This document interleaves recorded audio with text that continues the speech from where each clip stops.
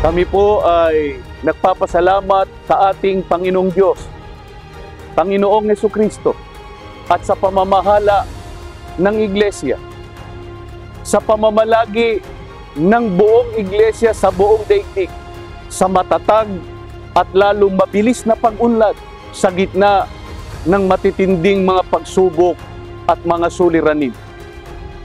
Kaya sa pagkakataon pong ito, kami po ay bumabati sa ating pinakamamahal na kapatid, ang kapatid na Eduardo V. Manalo, ang tagapamahalang pangkalahatan, at sa kanilang pinakamalakas na katuwang, ang tagapag-ugnay ng mga kapisanang pangsambahayan, ang kapatid na Angelo Eranio V. Manalo, at sa lahat ng kapatid sa buong mundo.